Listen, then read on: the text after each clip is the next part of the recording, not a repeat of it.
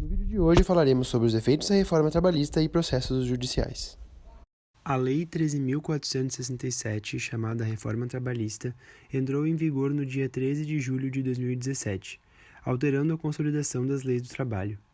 Foram muitas as mudanças trazidas pela nova redação, e muitas delas geraram polêmica entre os operadores do direito, principalmente quanto às consequências práticas nas relações de trabalho. Dentre essas modificações, podemos citar como exemplo o artigo 4º, que recebeu um parágrafo 2º, elencando diversas hipóteses em que, mesmo o empregado estando na empresa, não será computado como tempo à disposição do empregador para fins de remuneração.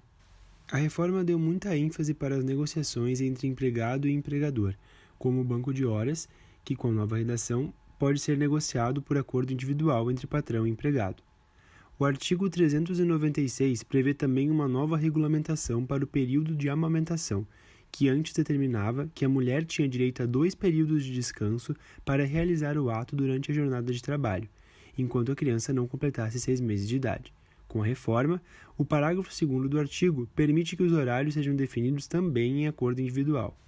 Como referido acima, as opiniões divergiram muito desde a apresentação do texto, antes mesmo de sua aprovação pelo Legislativo. Muitos defendiam que a nova lei traria apenas consequências negativas para o trabalhador, retirando direitos já conquistados e representando um retrocesso para as relações de trabalho, defendendo apenas os interesses patronais e empresariais. O Ministério Público do Trabalho emitiu 4 notas técnicas sobre a nova legislação. A primeira delas, versando sobre o trabalho intermitente institucionalizado pela reforma, condena a nova lei. Ao atrelar a prestação de serviços e a remuneração dos empregados apenas e exclusivamente às necessidades da empresa, o projeto equipara os trabalhadores aos demais insumos da produção. Já os defensores da reforma sustentam que o modelo anterior não poderia perdurar por muito tempo, pois era insustentável.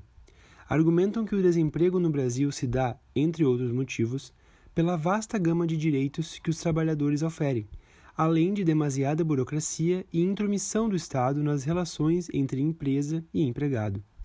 Em entrevista para a BBC Brasil, o diretor do Banco Mundial, Otaviano Canuto, afirma que uma legislação muito rígida pode criar obstáculos para a geração de empregos, ao invés de proteger o trabalhador. Segundo Canuto, a flexibilidade do mercado de trabalho americano é enorme e não é por acaso que os Estados Unidos mostram uma capacidade maior de resposta de geração de empregos depois da crise do que vários europeus. Depois de 2 anos de reforma trabalhista, a geração de empregos prevista pelo governo não ocorreu, mas há um dado que reforça os argumentos dos defensores da nova legislação. O número de demandas judiciais trabalhistas ajuizadas diminuiu muito desde a promulgação do novo regimento. Em novembro de 2018, o Tribunal Superior do Trabalho divulgou dados que demonstram uma queda de 36% no número de ações, apenas 1 ano após o início da vigência da Lei 13.467. Conforme o gráfico a seguir desenvolvido pelo TST, foram quase 800 mil ações a menos em 2018, se comparado ao ano anterior.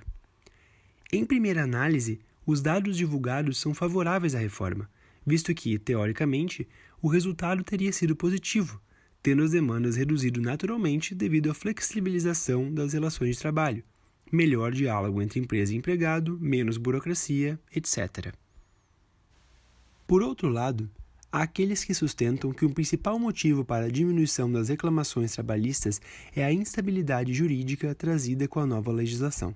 Conforme a própria assessoria do TST, não houve ainda uma mudança significativa da jurisprudência do tribunal, não havendo entendimento acerca de diversas súmulas, precedentes normativos e orientações jurisprudenciais que contrariam a reforma.